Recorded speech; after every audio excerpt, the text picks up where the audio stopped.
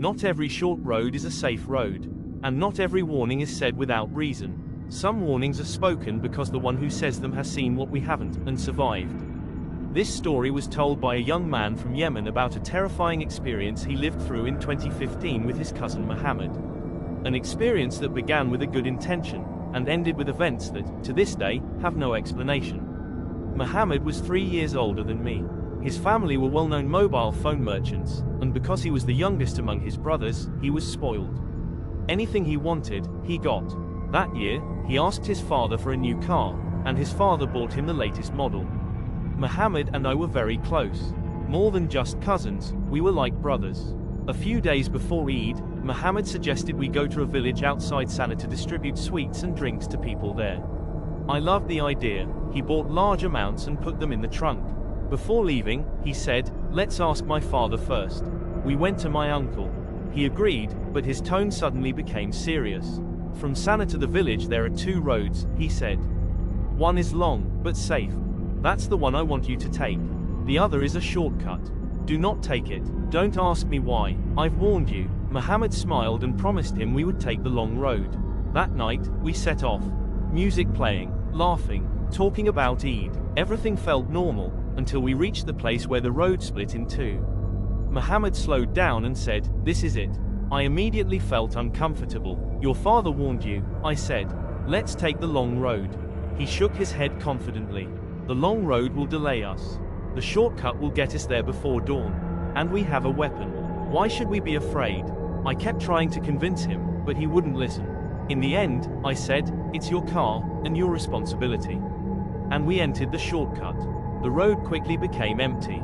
No cars, no houses, no lights, just darkness and mountains. After some distance, we saw a small grocery store, the only one in that deserted place. Mohammed stopped and went inside to buy water. When he came back, he was laughing, but not normally. "What's wrong?" I asked. The shop owner was joking around, he said. Something about his face told me he wasn't saying everything, but he turned the music back up and told me not to worry. We drove on. About 10 minutes later, we saw a man standing on the side of the road, waving his hand. Mohammed slowed down and flicked the headlights off, then on again. The moment the lights came back, the man was gone. The road was empty. We looked at each other in silence.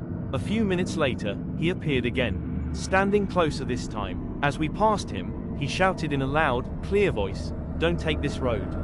Suddenly, we heard a loud sound coming from the trunk. We slammed the brakes. Both of us got out, terrified. We checked everywhere. There was no one, nothing, no sound, no movement. We got back into the car quickly, turned off the music, and played the Quran. That was when Mohammed finally spoke. Nervously, he said, "The shop owner told me this road is haunted, and that we should turn back." I stared at him in shock. "Why didn't you tell me from the beginning?" He didn't answer. He just kept driving. Minutes later, the same man appeared again. This time, right in front of the car. Mohammed stopped suddenly, got out, and pulled out his weapon. He fired. The moment he did, the figure vanished. We drove a little further. He appeared again. Another shot. He vanished again. This continued, again and again, until the ammunition ran out. Mohammed looked at me and said, "Take my weapon, and keep shooting." I shook my head. "No, we may need it." We drove on in complete terror. Then suddenly, he appeared directly in front of us. So close, there was no time to stop. Mohammed screamed and pressed the accelerator. We hit him, but the sound we heard was not the sound of a human body. It was unnatural, hollow, wrong. The car lost control and slammed into the side of the mountain. Everything went black. I woke up minutes later. My head was bleeding. The car was destroyed. Mohammed was beside me, bleeding heavily and losing consciousness. I found my phone with shaking hands, called my uncle, and sent him our location. The first thing he said was, "Why did you disobey?"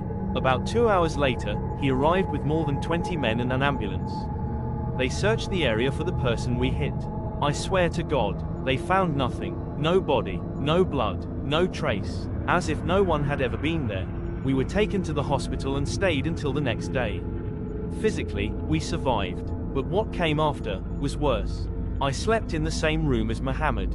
On the second night, he went to the bathroom. A minute later, he came out. But his face was not his face. His eyes were red. His expression was full of hatred. He rushed toward me and grabbed my neck, shouting in a voice that was not his, "Why were you shooting at me?"